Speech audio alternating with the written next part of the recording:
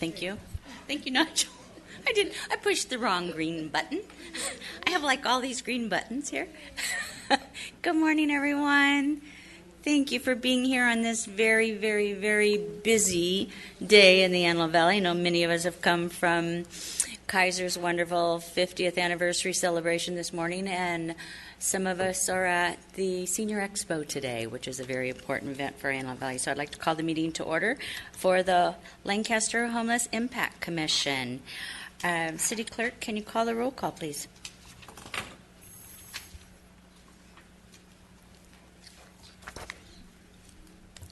Commission members: Acosta, absent.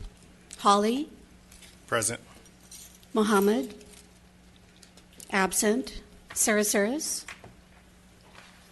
absent. Vice Chair Dawson, Here. Chair Tamir. Here. At this time, Nigel Hawley is going to lead us in our invocation inspiration. Well, first, let me say good morning to everyone. Today's inspiration won't be a prayer, but more of some words to contemplate and to think on. When we talk about dealing with homelessness, we talk about dealing with a portion of our society that has found themselves down on their luck, to say the least. However, I think the key that we need to remember is that they are a part of our society. They are us. They are our sisters. They are our brothers, our cousins, our uncles, our family members, our friends, distant or close. So what we must remember is that to not do everything that we possibly can to help them is to deny ourselves to become great. Winston Churchill said, "A pessimist sees the difficulty in every opportunity. An optimist sees the opportunity in every difficulty." So though the task is difficult, we definitely can press forward and change our community and the lives of those who are directly impacted by homelessness. Thank you. Thank you, Nigel. Will you all please stand and join me as we pledge to our great nation's flag? Ready, begin.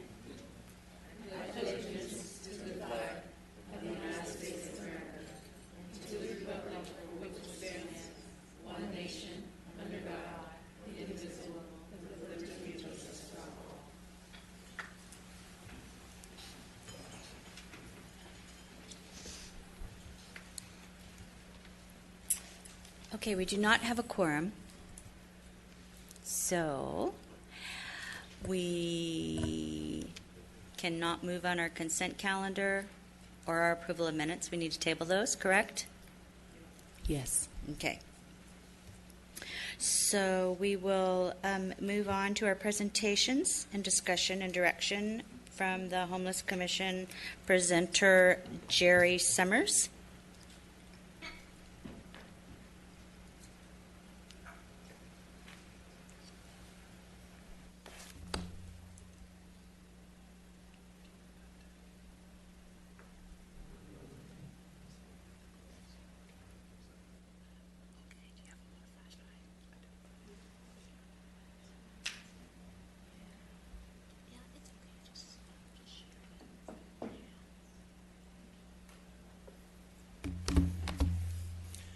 Good morning, everyone. My name is Jerry Summers. I'm chair of the Antelope Valley Homeless Coalition. We are newly formed to bringing all the agencies and concerned people in the community together to try and help address the homelessness issue that's within the Antelope Valley. We're still pretty new, and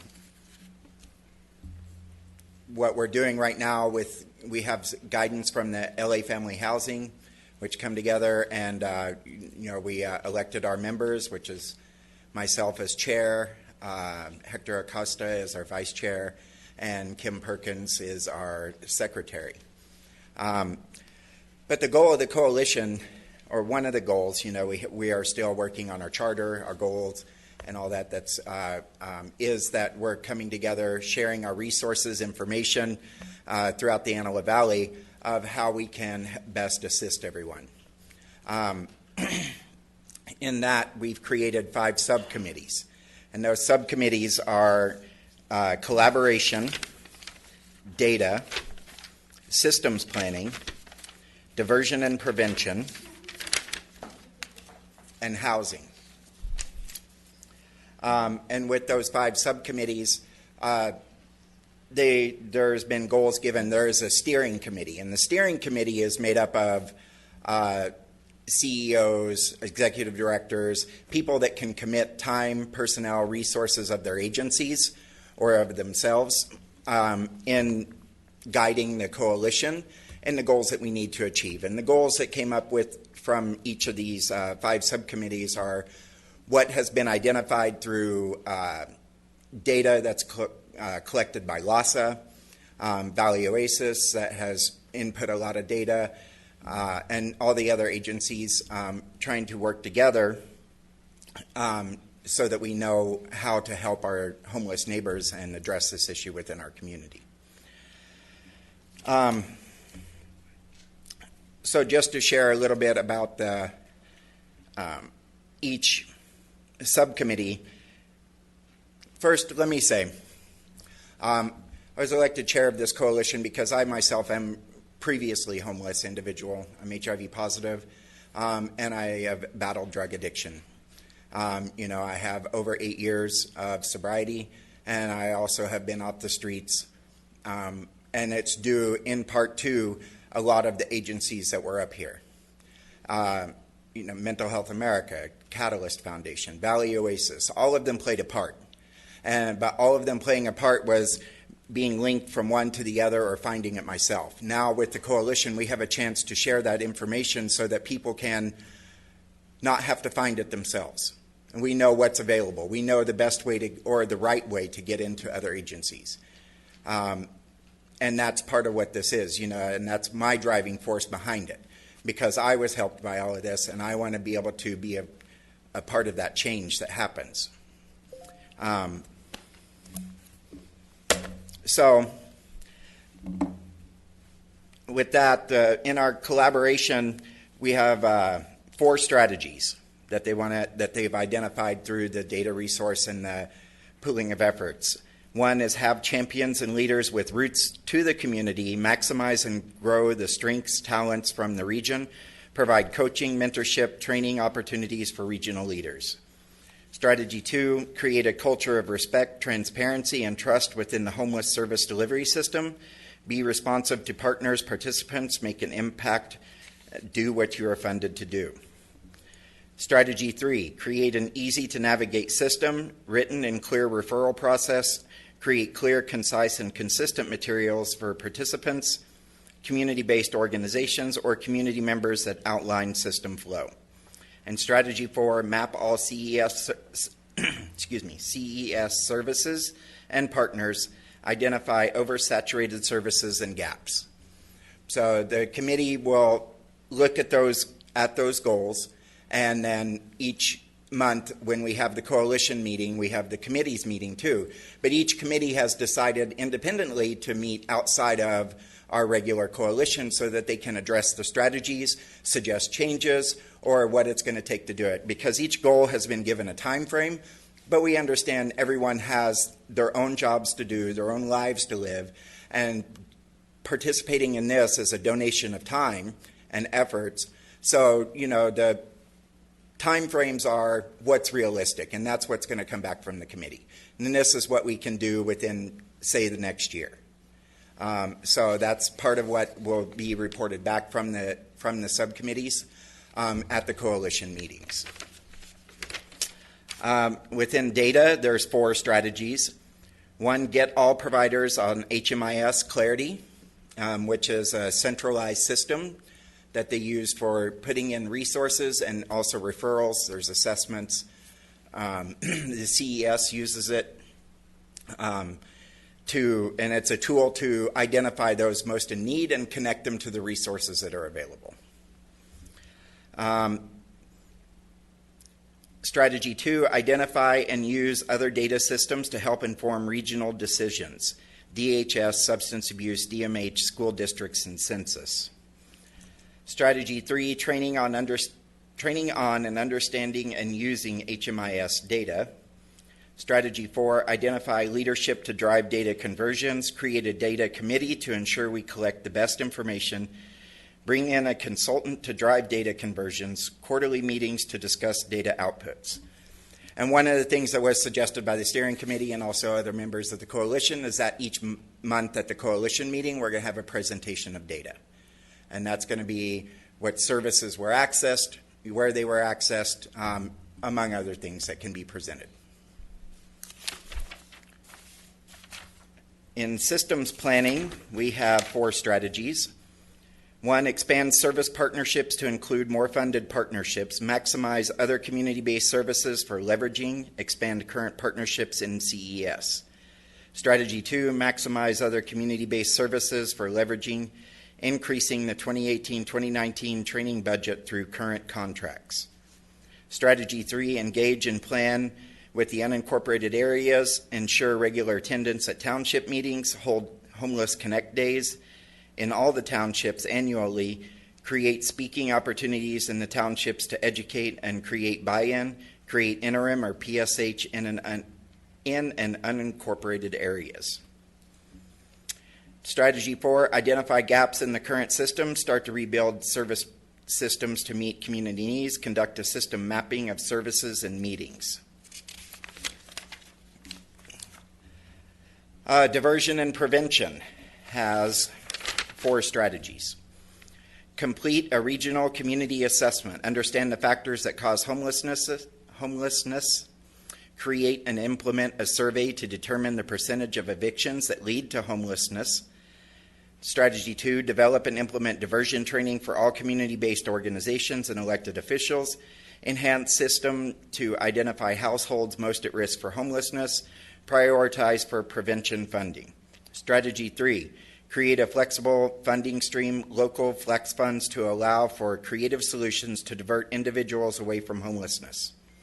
Strategy 4, define stabilization services, identify current stabilization supports and gaps, provide stabilization training and shadowing. And then within housing, we have 4 strategies.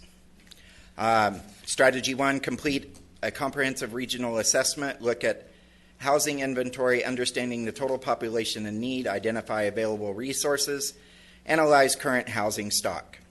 Strategy 2, collective advocacy and coordination to secure resources, get community and elected buy-in, utilize 100% of available resources, using leveraging to reduce duplicity, increase interim housing stock by 150 beds. Strategy 3, build housing, repurpose existing structures, increase permanent supportive housing by 200 units. Identify potential hot sites, identify funding opportunities, identify city-county support, look for sites that can be converted into permanent supportive housing. And strategy 4, strategic engagement, landlord engagement, community engagement through effective Homeless Connect Days, calendar of community engagement events. And as I stated, some of those strategies and goals will alter as the committees meet, and we're still in our infancy. We are grateful. Toy was there last night and gave a wonderful presentation on the City of Lancaster's homelessness plan. So it's engaging all of this together is the purpose of the coalition, so that we can all help solve homelessness in the Antelope Valley. Thank you. Thank you. Thank you. And I want to commend you. I've attended the coalition meeting, and I see the great work and the synergy that's coming together from all of those that are attending, and commend you for your leadership.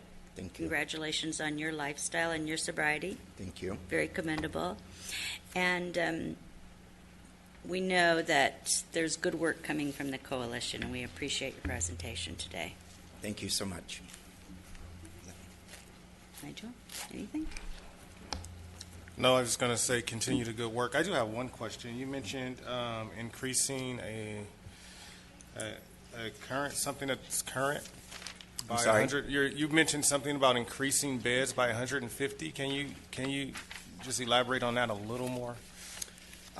Within the housing subcommittee, so we had increase interim housing stock by 150 beds. So we have a shortage of interim housing, which is short-term, 30 to 60 day, somewhere to stabilize and possibly move into permanent supportive housing, which is something that we currently have. There is some. I know Valley Oasis has interim beds, and quite honestly, I don't know who else, just off the top of my head.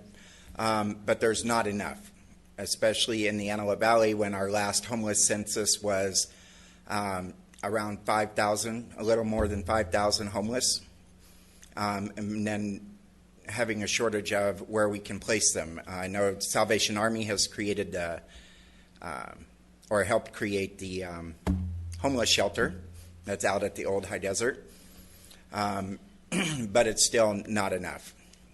And one barrier that homeless individuals face is the stabilization, because being homeless is a full-time job. When they're trying to get to a meal, to whatever service, housing them and giving them that stability to be able to branch out and then get their Social Security, to get employment, to be cleaned up, be able to take a shower and have a suit to go on a job interview or whatever the case may be.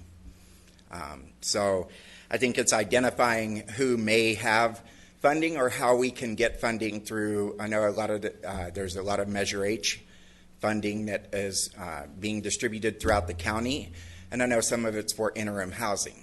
How can we leverage that here for the Antelope Valley? Okay, and then one more question. You mentioned that you guys are going to create some type of database, if I understood you right, with all of the CBOs and the service providers.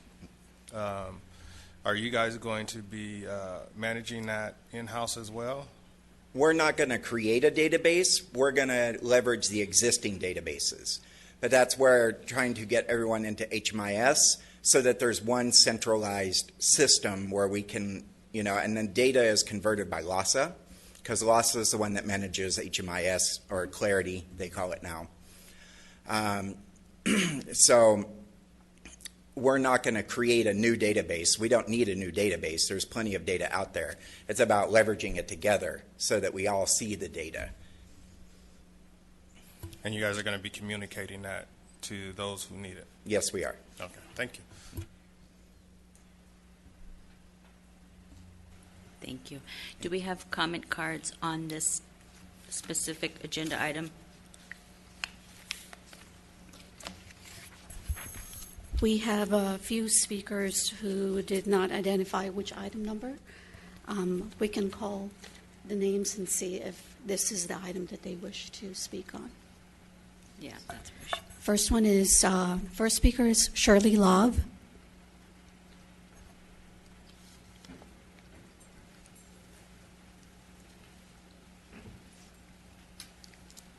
Good morning to all. Good morning. I am Shirley Love. I'm with Valley Oasis. I currently have been working with Valley Oasis for the last year and a half, and then we have 2 pilot programs for domestic violence, and they are pilot programs to work with survivor-driven victims. And with the programs, we work with them from 6 months to 12 months. Sometimes we can extend it to 24 months by creating workable case plans to help them gain back the power to become productive citizens back in the community or wherever they desire to reside. With those case plans, we also provide income management, help them to set workable budgets, to eliminate dates so they can become back into permanent housing. We link them to our job developer for employment. We do home visits on a monthly basis or weekly. It is based upon what the client's needs or barriers are. We work with them with their barriers. The household barriers can go from lack of employment. It could be just eliminating some of those things. We have a lot of problems with housing clients based on their background as far as choices they made when they were young. So we are working with expungements to get them into housing, get them with employment. We work with them on gaining their children back. So it's just a variety of things that we work with them based on their household variance.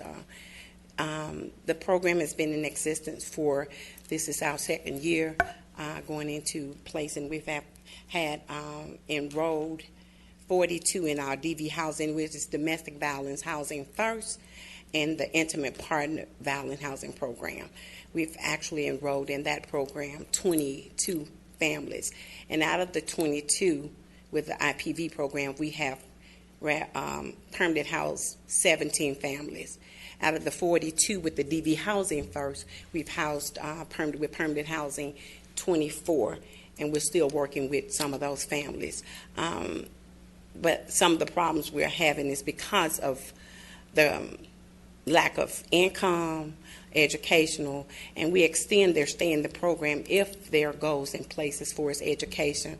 We're kind of extending for like to 24 months, so we can kind of like give them that extended services that is needed to help them move forward. With the Housing First program, we've had great success in that program. We also try to submit and show the movements of the clients with success stories, and we do have success with those that we've extended the stay because we were able to link them back to vocational training or education, because we know that without income or sustainable income, they will not be able to maintain those houses. So and we are basically trying to we do have housing and therapy also on ground for those families that need counseling or therapy, because we know that they need that ongoing supportive services. So basically that's where we are. It's a pilot program, and we have great results. It's just it's three of us working in the program at this time. Thank you. Specifically to the agenda item, that was a great comment. All good stuff. I want to hear it. Do we have any other speaker cards to this agenda item? So does anybody have any questions for this item? It's really off the agenda a little bit, but. And we'd like to thank you, and thank you for the work that you're doing. That's awesome work, and the numbers are phenomenal considering it's only three of you guys on staff. That's pretty amazing. Thank you. Okay. I have a question. Just Yes. Again, it's off the coalition agenda item for comment, but can you clarify again for me? I made a note of 42 and 22 families that you're serving. The difference between those two. The 42 is the clients that we started with the DV, Domestic Violence Housing First, which is one of our rapid rehousing programs. That was initially our first program that we started with. And the 42 was the intake. We do the intake assessment.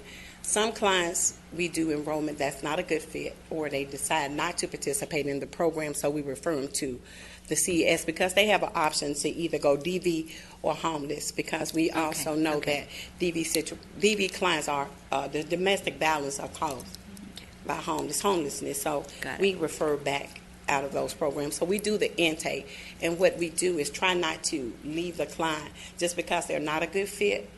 Or when we do the assessment, we just try to refer them to other resources. So then the 22 families are homeless families. The 22 families. is another program, which is our intimate partner balance program. That's what I was trying to clarify. Yes, ma'am. Very good. Thank you. Mm-hmm. Thank you. Okay. Any other comment cards for that specific presentation? We have no Okay, other speakers for this item. Okay. 2018 Cities Homeless Plan Implementation RFP toy. Yes. So as you know, the city responded to the initial request from the county for allowing cities to do their own homelessness plans. We were 41 of 88 cities who did. We've presented that over the past several months to you in exhaustion. Now what is on the table is the funding for implementation of those plans. So this isn't necessarily about the plan. This is about the RFP that has just been released by the county with United Way and Home for Good.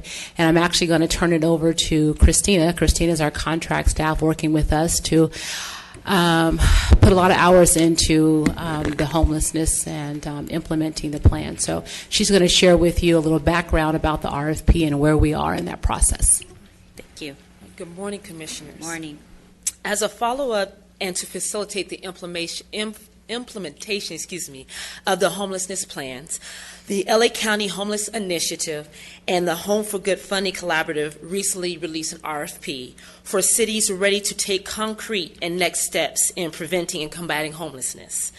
This RFP provides cities the opportunity to individually apply and or partner with additional cities on collaborating in the application to compete for Measure H funding. The total funds available is at least $10 million and is apportioned into 2 priority areas. The goal of Priority Area 1 is to increase the supply of interim and permanent housing for people experiencing homelessness. It's going to be worth approximately $10 million. Of the $7 million for that particular priority area. Of the $7 million, County Measure H funds is giving at least $6 million of that. And that $6 million is only for cities who have submitted homelessness plans. Home for Good Funders Collaborative, in collaboration with United Way, is submitting up to $1 million, and that $1 million is for any city that applies. Individual cities can receive up to $300,000 per city. However, if they partner with multi-jurisdictional entities who also have homelessness plans, there's no cap on that. So it's up to the $7 million amount that's available. Also for Priority Area 1, there's no matching requirement. For Priority Area 2, the goal is to enhance county service systems for those experiencing or at risk of homelessness. The amount available for that particular priority area is $3 million. And once again, that is only for cities who have submitted homelessness plans. Once again, individual cities can get up to $300,000. However, if you partner with another city that has a homelessness plan, there's no cap to that. For that particular priority area, there is a match requirement. If it's a new program, there's a 1-to-1 match requirement. And if it's an older program, it is a 2-to-1 match requirement. The deadline to submit this RFP is Wednesday, November 7th. And what they did share with us was that this is one-time money, and what they're hoping to do is to catalyze ideas and programs and processes that cities have already talked about and are ready to go on. Likewise, they said that this is our first attempt, and this is the first round of funding. As we know, there's quite a bit of funding available, and so this is the first round with the $12 million.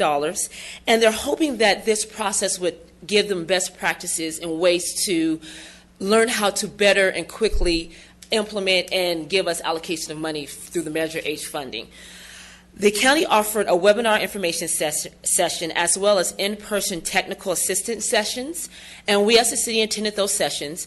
And the purpose of those sessions was to get us familiarized with the requirements as well as talk to us about the process and answer any questions cities might have with that.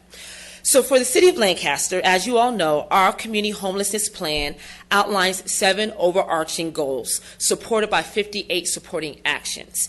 And to review, the goals are prevention, housing, engagement, public safety, data-driven responsiveness, community vitality, and regional collaboration. From those goals, we have identified 11 projects that are in line with the supporting actions and goals of our plan that we would like to pursue for the first round of funding for Measure H. For the initial funding opportunity, what we were looking for were projects that focus on collaboration and community partnerships, as well as projects that emphasize increasing housing options, job development and training, and employment sustainability. So what I'm going to do is I'm going to highlight a couple of the projects. I won't go through all 11 of them that we want to submit for consideration. So for Priority Area 1, once again, that is to increase supply of interim and permanent housing. The amount is $7 million. Once again, $300,000 for our city individually. And our number one focus for that particular project is Kensington campus. There are two other projects we're looking at and we're exploring that we will submit, but that is our priority for Priority Area 1. For Priority Area 2, once again, that's enhancing county service systems for those experiencing or at risk with homelessness. There's $3 million available for that particular priority. We're submitting 8 projects, but the ones we wanted to note to you all today was first, our social enterprise venture that we're looking into. We're going to partner with Los Angeles Children's Project and focus on our TAPE population in doing a social enterprise. And in that program, what we're hoping to do is have different steps to transition through the process with the end result being job placement.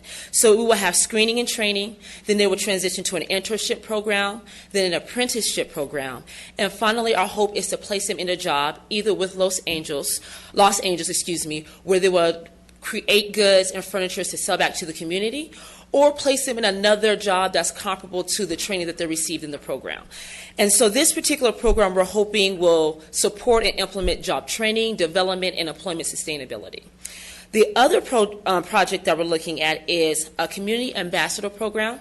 As you all are aware, we have a Boulevard Ambassador program, and we know that they have done tremendous things and have served a great impact both for the Boulevard community members and our community members as well as the businesses through their hospitality and public safety and even some social service components. So what we're hoping to do is expand that to other areas and other sectors in the city and have ambassadors go through and provide those services to help us mitigate some of the challenges we have with our homeless population. And finally, the other project we're really looking to do is get some funding for a full-time homeless staff person or contractor. As you know, there's so many different opportunities and things that we want to pursue, but we really need staff to be able to be there full-time to do that for us.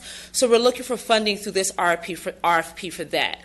I would also mention that they are really encouraging regional collaboration and partnerships with other cities with homelessness plans. So we are talking with our partners, Palmdale, and even out to the city of Santa Clarita to see if there's any ways we can partner and submit projects together, because in doing that, not only we have a wider range of impact, but also there's no cap on funding if we do it that way.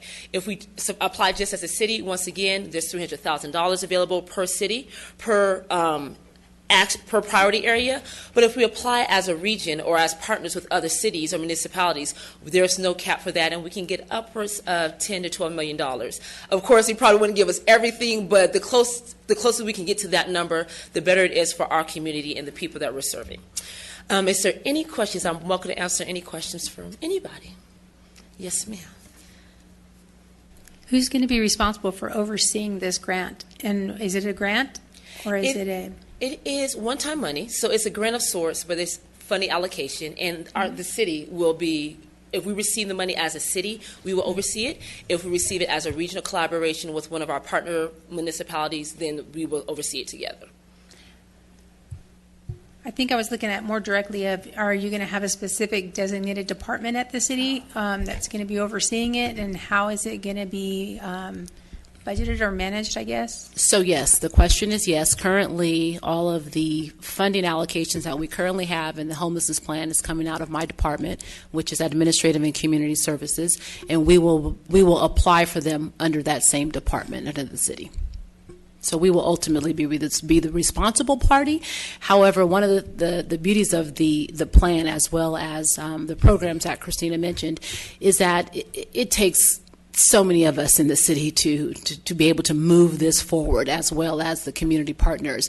And so there will always be pieces of, different staff persons or operations that are necessary. A good example is the community ambassadors, if you will.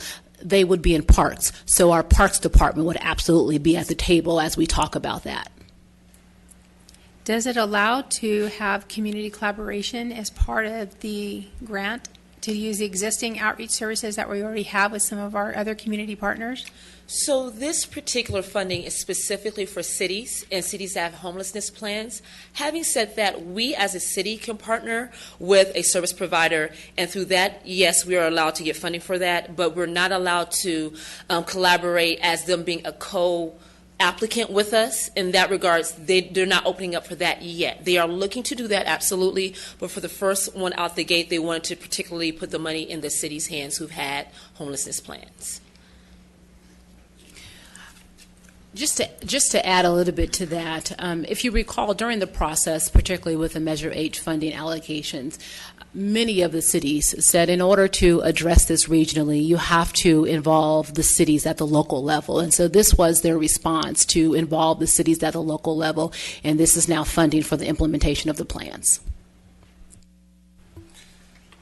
Can you elaborate on the social enterprise a little more? Sure. So what we're looking to do is, once again, it's for our TAFE population, so ages 18 through 24. We're going to send them through a process. We're hoping to partner possibly with LACO and get them vetted and trained. Then what they would do is they would go to Los Angeles Children's Project, and they specialize in reconstruction of cars, restoration of cars, welding, and those type things. The awesome thing about that program, though, is that it's not specifically just for car maintenance. They teach them other traits that could be transferable to other jobs. So any type of manufacturing, measurement, that type thing. So the first step for them will be an internship program. The internship program, once again, is specific hands-on training with Los Angeles, and then once they feel like that they are past all their qualifications necessary, they're going to put them on a on the site job training type situation, which is what they're calling their apprenticeship program. So at that point, they're not getting paid yet, but they're able to do the job by themselves without having as much oversight. From that point, if they pass through the apprenticeship program, the hope is that they'll be able to work with Los Angeles and produce goods and services based around that skill set, whether it's making furniture, restoring cars, to get a full-time, well-paying job.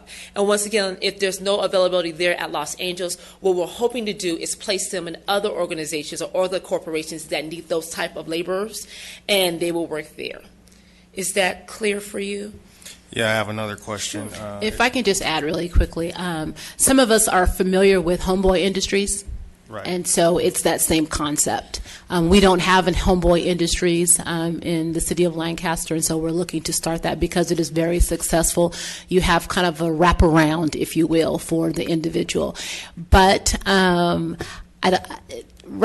right now, Los Angeles is doing a lot. Right now, they are actually starting, if you will, the program without the true umbrella of calling it a social enterprise. It's very exciting. Maybe Commissioner Dawson wants to share or not, I don't know. We are actually using them to design computer tables for our deputies at the station. We looked at when we were doing the renovations of the station, and we wanted to find a way to connect with the youth out here. And a lot of these kids have not the straightest paths, I should say. So we thought this would be a really good collaboration in working with the youth. And also, they've designed it. They've come in, they designed the plans. They're doing the making of the furniture, and they'll be doing the installation. So it's been a great way for them to work with the deputies and for them to create something on their own. So they're working, they're developing trades, and the self-confidence that emerges from these young people when they create something with their own hands, and the pride that they feel when they have a beautiful product. It's just amazing to see the transformation in them from when they first come in the program until, and you see them months later when they're already in it. So it's exciting. Yes, it's very exciting. So to that effect, it's going to be working with 18 through 24. Is there some type of sustainable housing for them while they're going through the apprenticeship program? Or is there something in place to make sure that they can succeed while they're in the apprenticeship program? I'll chime in here, and I'm so glad you're asking the question. I get really excited about this program because we really think we're onto something. But bear with us because we will stumble. There will be trial and error. We are trying to make a direct connect, not only in the interim to the Salvation Army 24-hour shelter, and but we plan to have direct synergy to Kensington campus. And so Yes, to answer your question, yes. It may not be in the initial rollout, but it absolutely is in the big picture vision of what we look to do here. One last question. No problem. Yes. And it's regarding the community ambassadors program. How does that look, and what would be the main goal as it pertains to homelessness? What it looks like is very similar to our Boulevard Ambassadors program in the sense of it gives a presence and an opportunity both for our community to have someone to talk to and engage with while they're out in the community, but also those who have needs to be able to have someone to talk to possibly provide services and direction. So if you're not aware, for example, in our Boulevards Association, our Boulevard Ambassadors program, last year they provided 1,200 service referrals just to people along the boulevard who had needs, our homeless population, that type of thing. So the idea is definitely public safety for sure, but it's more of a hospitality component, having people out there to engage with our community to make sure everything stays safe, but also to give them resources or information they may need. If they need to be directed to someone or given guidance, they'll be there for that.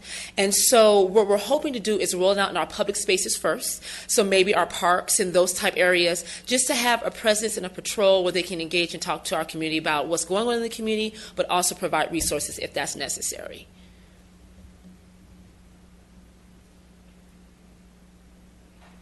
Thank you. You're welcome. Great, thank you.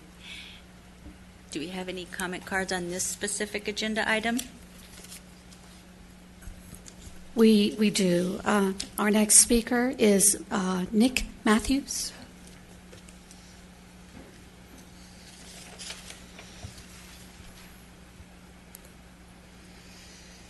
Thank you. So I'm first. Good morning. So I wanted to discuss about the Community Ambassador Program a bit further. We've met with the City of Lancaster previously with Valley Oasis surrounding our outreach efforts and offered to, lend a hand with that as well. So we want to extend that courtesy also. One of the things that I feel is important, especially with Jerry's presentation surrounding the coalition and our goals of really collaborating together, because it is going to take that collaborative work for us to be able to move forward, is for the ambassador program to come to some of our outreach meetings so we can have that additional collaboration. We hold outreach meetings with the community for outreach workers twice a month. And we have Valley Oasis there as the CES lead. We have Mental Health America there, LASA, as well as LA Family Housing. So it would be great if the city could come and participate and kind of help us out with that. One of the things that I feel is very important is that data piece, and to be able to have that data piece. And I know the Boulevard Ambassadors currently are not using HMIS, but I think as we expand that service, I think if we're able to utilize HMIS with the Boulevard Ambassadors so we can get a clear picture of how we're addressing the homeless concern in this community, I think that would help us move forward in a good direction. So those are my 2 cents that I wanted to share with you guys. So thank you. Thank you, Nick. Appreciate that. Any other comment cards on this specific agenda item? Yes. Carol Crabson.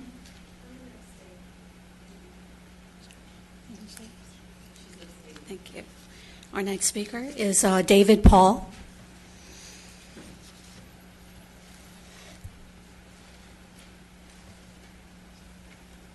Madam Chair, Vice Chair, and Commissioner Holly, good morning. Commissioner Good Holly, morning. you were right on with asking about where people go. I'm from Chicago, and public housing was a total failure for 40 years. And the need exists to have somewhere for people to go. That is the prerequisite for stabilization as far as I'm concerned, because if you don't have a roof over your head, all of this other stuff, while helpful, is not as effective. So, I'm still pushing for some reasonable. We learned from the Justice Department in criminal justice, the commission last week that the Justice Department and the Ninth Circuit Court, because of a suit that was brought, says that you can no longer ticket homeless people unless you have a list of the available housing that they can go to. So with our 5,000, which is a minimum number, and the 100 beds we have available, not counting what 100 will come in the future, we're never going to have enough housing. So we have to have somewhere for people to go where they can sleep safely and not be worried. And homeless villages provide an incredible opportunity to teach people new skills. They police themselves. They're right there where the services can come. And my goal is to get us to realize that there's an emergency, and it's a hurricane or whatever proportions. We need to have places where people can simply go and sleep safely. You know, someone asked me before who I was, and I don't talk about that a lot. I was homeless as a youth, and the U.S. Army saved me. I enlisted on my 17th birthday. After that, my first job was as a mental health technician, and I have with developmentally disabled people, and I have worked with at-risk youth and sexually abused children, and I have worked in the business sphere as a manager for a company called Service Manager Master, and they have a test that they had developed by Gallup called the Perceiver, and I scored the third highest score on that test ever in the history of Service Master. What it does is it measures service aptitude. So I have a lot of skills to bring, and I want to help, and I want to be involved. And I said in the last meeting, I don't want to offend anybody. I want to push for real change and challenge appropriately when we need to look at what we're doing. So I'm glad to be on board. I'm glad to have my diversion teammates on board, and we're gonna do this. Thank you. Thank you, David, for your advocacy. Shannon McDonald.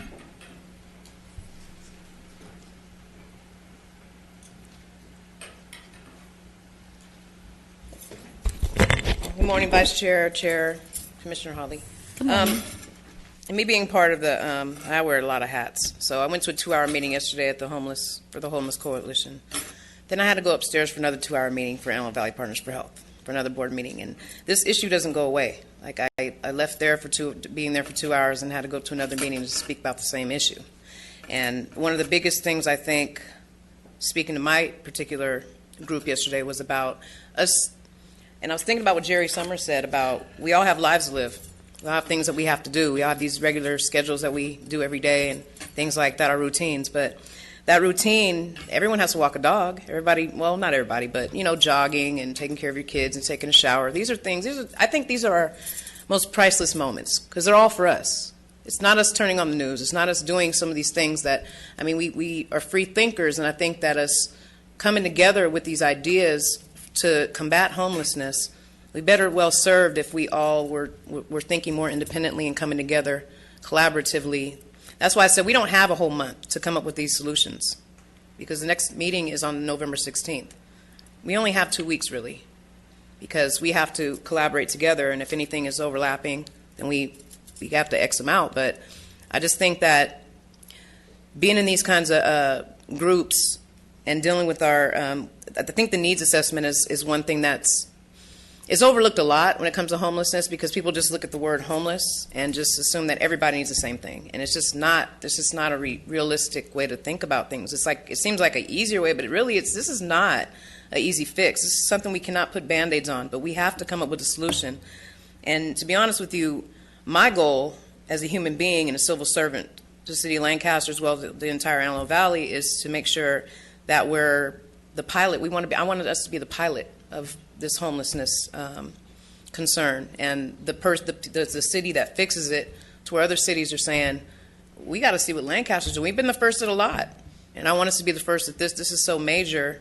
It affects so many people. We may have a home today, tomorrow, no. We have a home at this moment in 10 minutes, no. So I just think that me coming up here was just basically letting everybody know that I'm going to do everything I can to put my piece in and do what I can as a team to fix this homeless issue. And I see a lot of my teammates here anyway, so I'm like really happy. I'm excited. I see all you guys. But thank you very much. You guys have a nice day. Shannon, you made some good points, and thank you. I know you're putting in a lot of time, and understand that it's not just a city issue, it is a regional issue, and everybody is speaking and working tirelessly in a lot of meetings, and I think that's good strides that we're making because so many people are coming together and talking, and appreciate all the time you're putting in. Chair Attorney, we have no other speakers for this item. Okay. All right, so Recording Secretary, your announcement for public comment. We do have two speakers for the non-agendized items. First speaker is Heather Varden.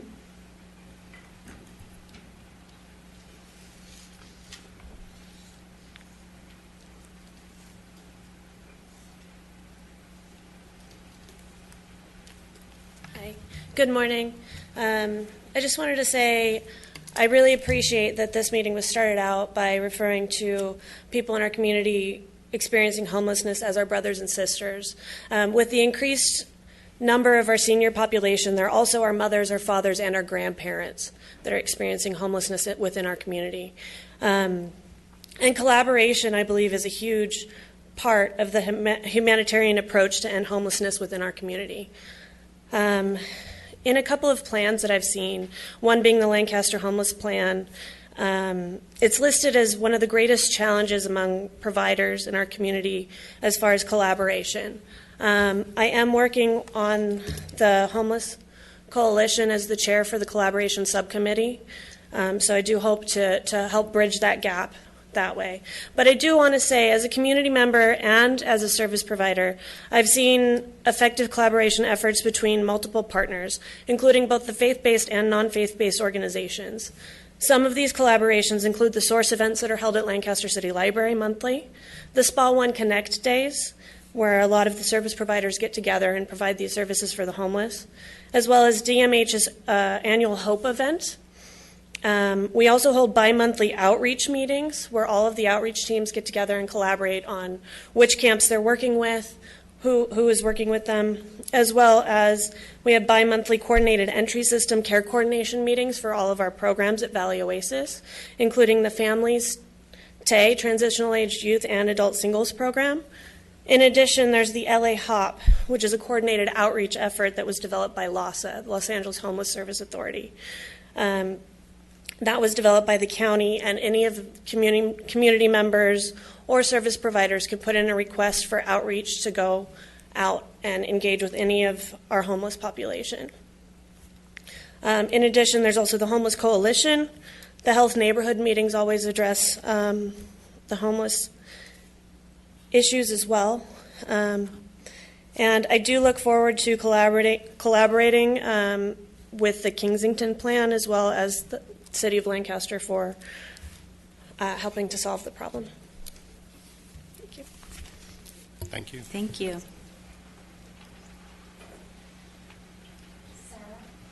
Sarah Odom.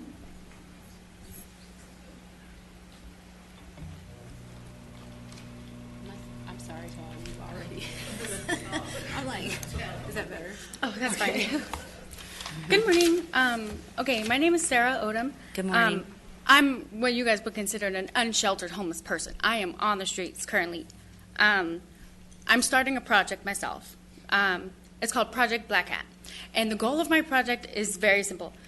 To connect the disconnect between, like, what you would consider homeless people, or I don't like that word homeless. I like residentially challenged. I want to connect the disconnect between homeless and what I consider the community, okay? Not all of us are dirtbags. Not all of us are doing drugs. Not all, a lot of us have just had some hard times. We have nowhere to go now, whether employment was lost, whatever the case.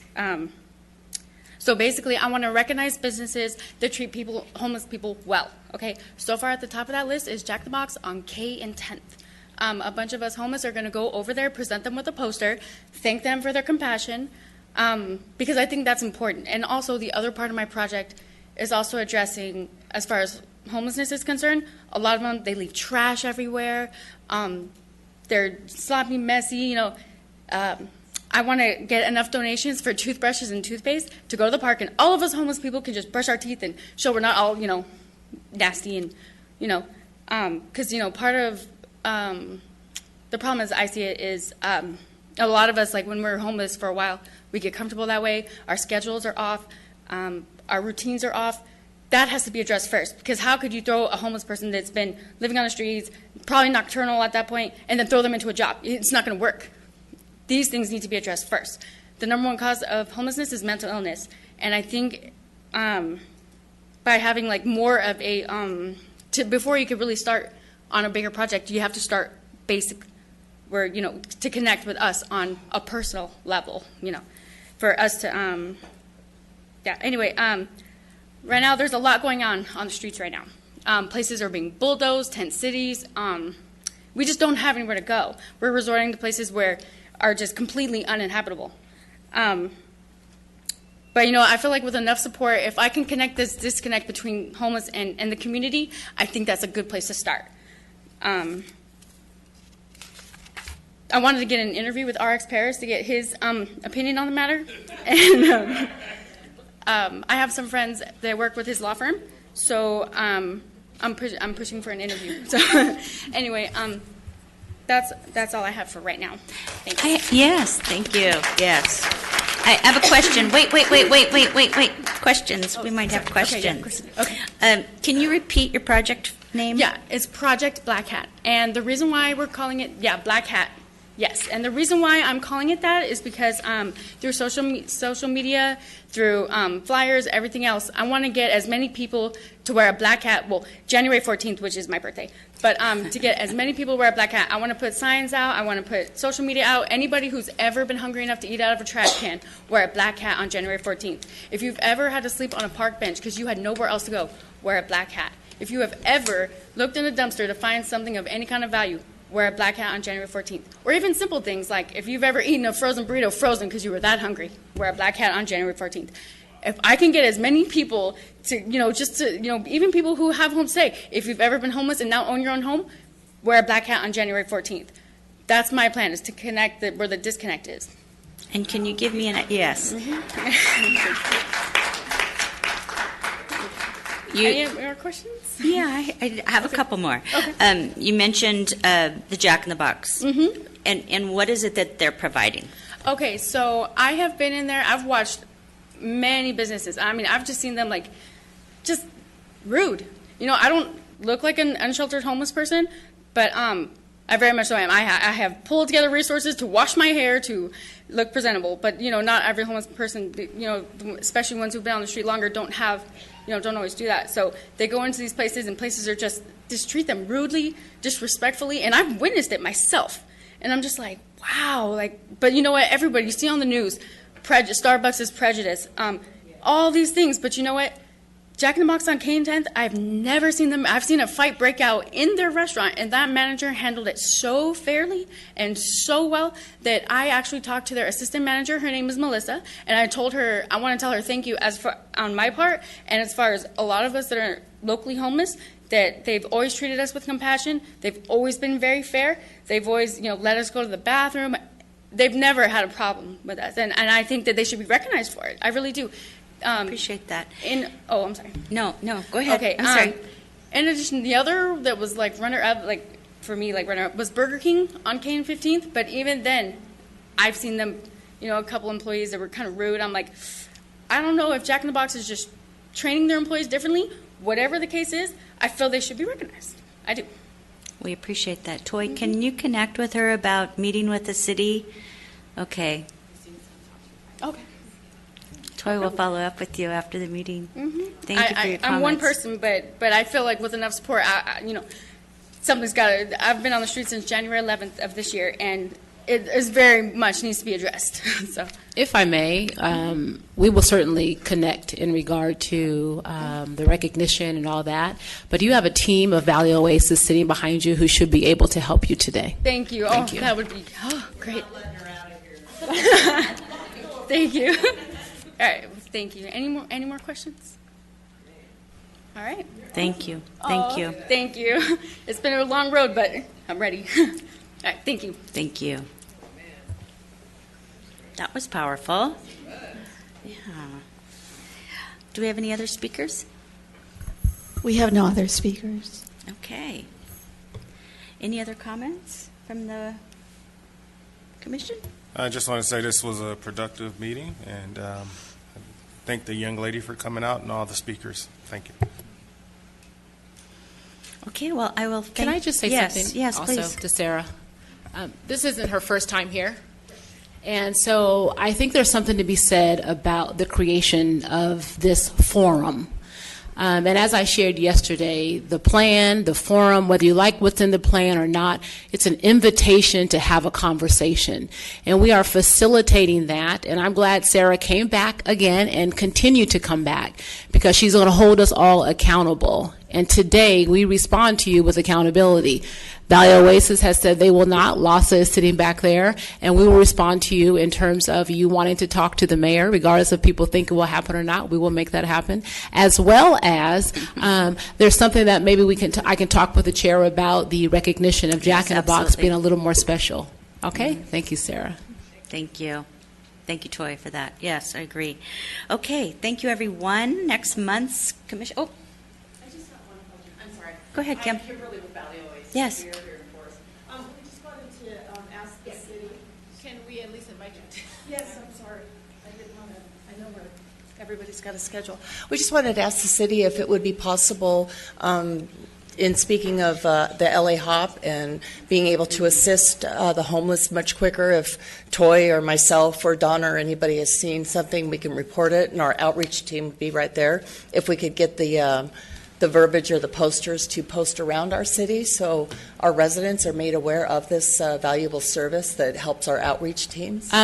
Yes, to be responsive, we have done exactly that. I've worked very closely with Nick. He probably gets all of my LA hops that we are sending. So we sent them out to our through our newsletter that goes out to 12,000 of our community members who are signed up. Yes, so you should. No, not the Outlook. We have an electronic newsletter, and we have included LA Hop in there, and so we are also sharing that with the community. If there's another way to share it, we certainly will. So we can like flyers for like businesses, like yes, the McDonald's and the Burger King. Yes, we are doing that. Angela, who is not here but is a direct report to me under Destination Lancaster, right, as well as the Boulevard ambassadors and the Boulevard Association. We are sharing with them all the LA Hop information. Perfect. And I say that also to say that is the portal that we are recommending the community use, right, as well as our ambassadors, and no other system. We want to, I will say that sometimes we flood the community with a lot of different portals to use, right, and the portal that we are suggesting is LA Hop, as Valley Oasis has asked us to do. Perfect. Okay. Thank you. Thank you, Appreciate Kim. it. Thank you, Kim. Yeah, Kim, can you fill out a speaker card since you spoke, just for official record? Thank you. Thank you. Okay, so if we have no other comments, I'm going to thank everyone. Our next month's meeting of the commission is going to be taking a tour of some of the facilities, yes or no? It will be an open meeting. Yes, that is what we are attempting to do. Because the people concerned will be operating Kensington campus, we thought at the recommendation of the chair of the commission that we would go to a people concerned facility. So we are trying to facilitate that. It will be the official meeting, and any of the public will be invited to attend. Okay, but will it be on our regular meeting date or another date? That is what we are attempting. We're still attempting. That's what we are Yeah, attempting okay. to do. Excuse me. Yeah. All right. Okay. The only other comment that I would add is that this weekend, LASA is hosting a homeless weekend. The weekend to end homelessness, my apologies. Our own Commissioner Hawley will be here in Lancaster at the shelter on I and 60th from 11:30 to 1:30. It is open to the community to serve, to volunteer, and the city is certainly participating. So we welcome the community to attend that this weekend. Thank you for reminding everyone of that. Thank you for serving. With any Nothing else? Okay, with that, we will adjourn. Thank you, everyone.